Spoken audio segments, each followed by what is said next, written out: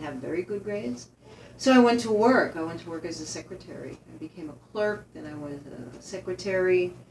I was a secretary probably for about 22 years. I only started teaching when I was 38. I was already out here for 8 years.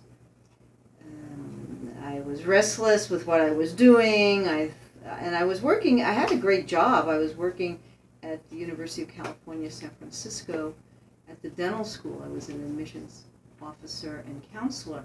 So I was working with students already. I liked it. It never occurred to me to teach. It just didn't. But I already had a master's degree in history. So what I did was, I guess in 1988, I went back to San Francisco State, and I was going to get a master's in social work. And I did that for 2 years. That just didn't feel right. It didn't fit. And then I saw a sign about teaching at the community college level. So I went and I found out what it was. And it was this 9-unit program to get people ready to teach at the community college level. I still didn't know if I could do that because, again, I didn't think I was smart enough to do that. But I went and I did the program, and I student taught at City College of San Francisco.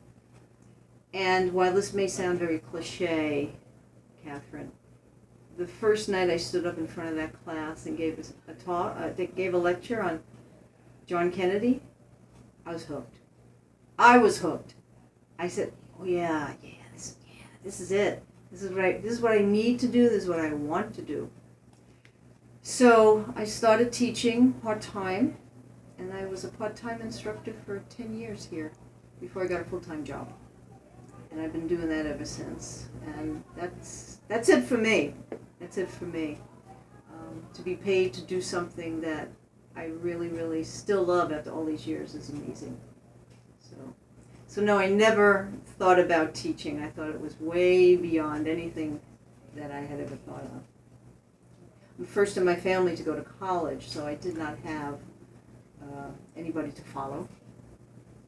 So I had to do it on my own, and I did do it on my own, and it took me a while to do it, but I did it. So yeah, that answers that. That would be, I think, a good answer to that question.